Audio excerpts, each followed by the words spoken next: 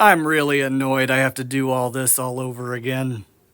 I tried to do this on my phone and then try to upload the videos to TikTok to make one big video, and the sound wouldn't sync. I don't know what's going on with you, TikTok, but I'm really annoyed. So let me start again. On TikTok this time, directly.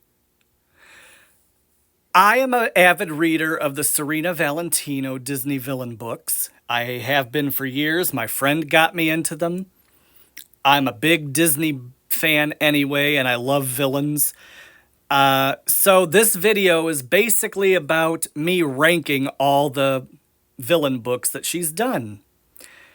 So here we go. Let's start again. Hope I get sound. At number 12, we have Never Never. I enjoyed this one.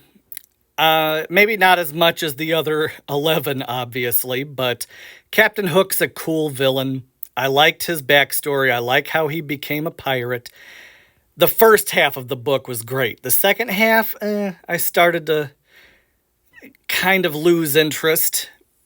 I hate to say it, but it just didn't capture my attention as well as some of the other stories. Number 11, we have Cold Hearted. I was never a big Cinderella fan anyway, and Lady Tremaine kind of pisses me off. But this book actually goes into detail about her background that actually makes sense. And it paints Cinderella's father as kind of an ass.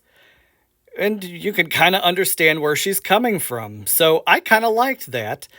It just maybe wasn't as, I don't know, captivating as some of the other stories were.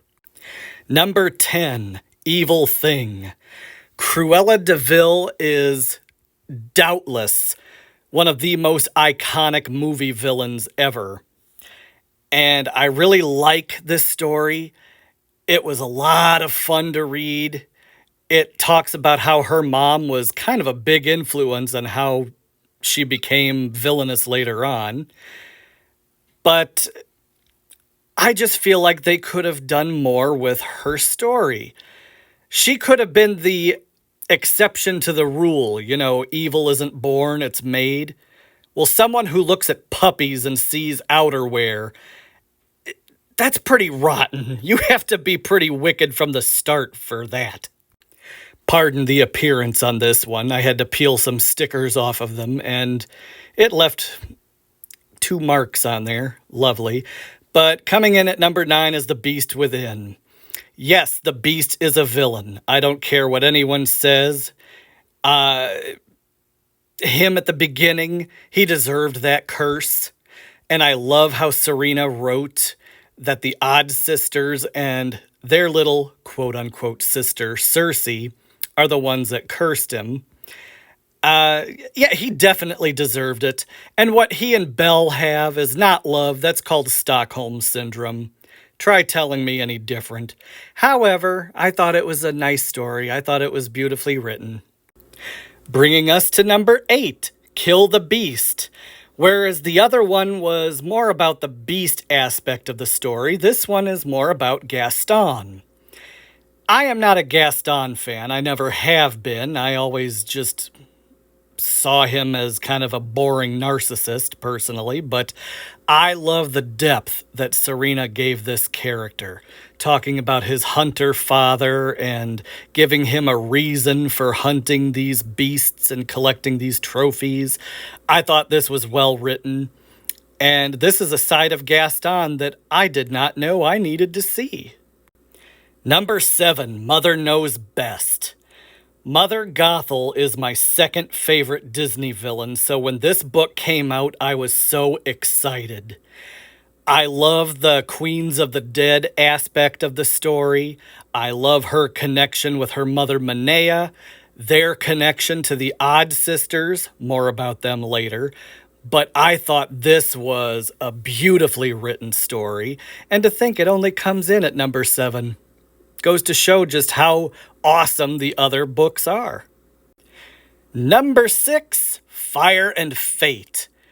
I love Greek mythology. even the Disney version of it. I thought Hercules was an awesome movie. I hate James Woods, but I loved his portrayal of Hades. And I especially love Hades' background in this story, about how he helped his brothers fight the Titans, but somehow ended up with the shit end of the stick by dealing with the underworld and the dead, while the other two got, better jobs. And I like that his story ties in with Maleficent's, in that the Forbidden Mountain where she lives is one of his properties. I really liked this one. We're on the big five now. Coming in at number 5 is Mistress of All Evil. Maleficent's story, much like the Evil Queen story, is a tearjerker. It talks about how one could be brought up around people that don't understand you, that make fun of you, don't accept you because you're different, and sometimes that can have devastating results, as was the case with Maleficent. I highly recommend this one. It is amazing. Number 4 is book 12 of the series that just came out, Heartbroken, all about the Queen of Hearts. I was blown away by this one. I enjoyed every aspect of it, about why she is so pissed off all the time. I love that Wonderland is described as a world that didn't exist until the shattering of several other worlds. And basically, Wonderland is composed of shards from those other worlds that don't quite go together, which is why everyone is so crazy and nothing makes sense there. It was very creative on Serena's part. Number 3, The Odd Sisters, an original creation by Serena Valentino. They do not exist in any of the Disney movies.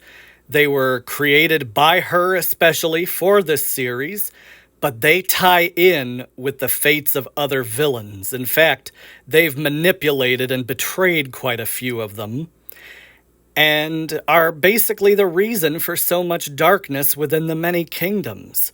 This is a fascinating story, and it really touches on the creativity of the author. Number 2, Poor Unfortunate Soul. Anyone who knows me on any kind of a level knows that Ursula is my top favorite Disney character, period. Which baits the question, why is her story my second favorite and not my first favorite? Well, because her story is the shortest in the series. That is the only thing that I take issue with. Other than that, her story, as short as it is actually really a wonderful read. I like that it touches on how she and Triton are brother and sister, why she hates him so much. I highly recommend this one. Give my Ursula the love she deserves. And my number 1 favorite story of the series was actually the first book of the series, Fairest of All. The Evil Queen's background is tragic. This story is so beautifully written. It moved me to tears the first time I read it. It touched on her relationship with her father and how abusive he was. It touched on why she's addicted to the magic mirror, and it touched on the man who lives within the mirror. And that she and Snow White and the king were all a happy family who loved each other once, but grief and addiction to magic pushed her over the edge. And the Odd Sisters, they helped. This was a wonderful story. There, it's done. Second time's a charm. Fingers crossed. Please have sound. I'm not doing this again.